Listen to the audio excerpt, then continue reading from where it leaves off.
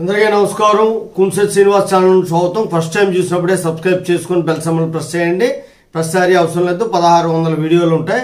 మేము చిన్న చిన్న క్వశ్చన్స్కి సమాధానాలు కూడా చెప్తూ వీడియో పెడుతున్నాను. ఎందుకంటే ఒక క్వశ్చన్ ఒకరి సమాధానం చెప్తే అందరూ చూడరు కాబట్టి ఆ కామెంట్ నేను ఒక వీడియో రూపంలో పెడుతున్నాను. తండ్రి ఆస్తిలో కుమార్తెకు అంటే కూతురికి వాటా ఉంటుందా, ఉంటే ఏ చట్టం ప్రకారం ఉంటుంది అనేది ఈ మధ్యన చాలా పబ్లిసిటీ అయింది, చాలా వీడియోలు పెట్టుకున్నాం. అయినప్పటికీ ఇంకా డౌట్ అనేటువంటిది అడుగుతున్నాడు. సాధారణంగా మన భారతీయ సమాజంలో తండ్రి తల్లి ఆస్తులన్నీ కూడా కొడుక్కే వస్తూ ఉంటాయి. ఇది సర్వసాధారణమైనటువంటి విషయం.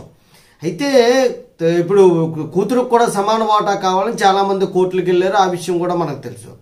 సాంప్రదాయాలు ఏవైతే ఉన్నాయో కొడుక్కి చెందాలి తల్లిదండ్రుల వాటా అనేటువంటిది చట్టానికి సంబంధం లేదు. అది చట్టంలో కాదు, సాంప్రదాయాలు మీ ఇష్టం, అది మీ పర్సనల్ విషయాలకు సంబంధించింది.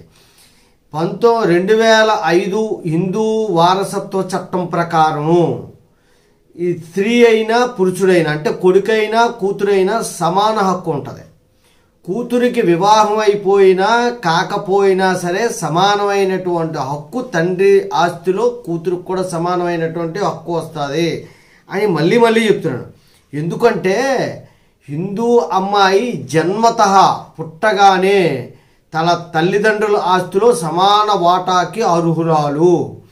అది మీకు తెలియాలి. ఏమనుకుంటున్నారంటే నేను 20 సెంట్లే ఇస్తాను, సమాన వాటా ఇవ్వను, వాళ్ళు అప్పుడు కట్నం ఇచ్చాము, వీళ్ళు ఇప్పుడు బంగారం పెట్టాము, ఇవన్నీ కూడా అనవసరం.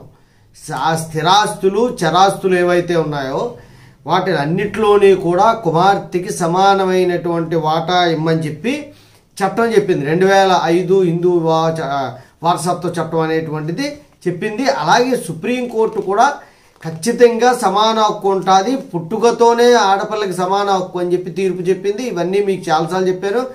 హిందూ బౌద్ధ జైన సిక్కులు ఈ 4 మతాలకు మాత్రమే వర్తిస్తుంది హిందూ వారసత్వ చట్టం. మిగతా మతాలు వాళ్ళ వారసత్వం గురించి నాకైతే అవగాహన లేదు కాబట్టి నేను చెప్పలేను. కూతురికి సమాన హక్కు ఉంది తండ్రి ఆస్తిలో. జై హింద్, భారత మాతా కీ జై.